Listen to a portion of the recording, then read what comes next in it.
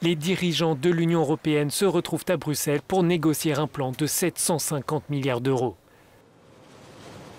Pour la première fois depuis le début de la pandémie, les chefs d'État et de gouvernement se réunissent pour un sommet en présentiel. Ils espèrent sortir de l'impasse sur la stratégie de reprise. Chacun, à son arrivée, a rappelé ses priorités. C'est un moment de vérité et d'ambition pour l'Europe. Nous sommes en train de vivre une crise inédite sur le plan sanitaire, mais aussi économique et social. Elle requiert beaucoup plus de solidarité et d'ambition. Je voudrais préciser que ce n'est pas seulement une question de niveau financier et d'outils financiers. Nous élaborons une réponse économique et sociale pour tous les citoyens européens, dans l'intérêt commun de nos valeurs que nous partageons, et afin de rendre l'Europe plus résiliente et plus compétitive à l'échelle mondiale.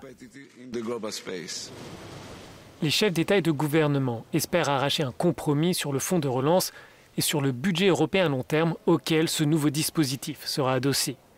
Les difficultés portent sur l'ampleur de l'aide européenne et sur la clé de répartition de cette enveloppe. Tous les regards sont tournés vers le Premier ministre néerlandais. Si les pays du Sud ont besoin de l'aide d'autres pays pour faire face à cette crise, je le comprends, car cet accord a un champ limité, mais je pense qu'il est raisonnable pour nous de demander des engagements clairs en faveur de réformes. Le Premier ministre hongrois sera lui aussi au centre de l'attention. Viktor Orban ne veut pas lier ce fonds de relance au respect de l'état de droit. Les sources diplomatiques sont divisées sur la possibilité de conclure un accord ce week-end.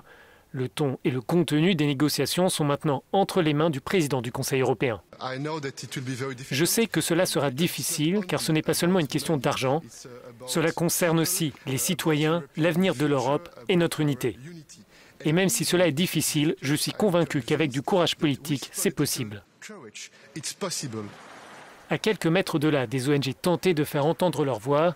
Elles demandent aux dirigeants de s'assurer que ces fonds financeront la transition climatique et non pas les industries polluantes. Le sommet doit se terminer samedi, mais face à l'ampleur des divisions, il pourrait se prolonger jusqu'à dimanche.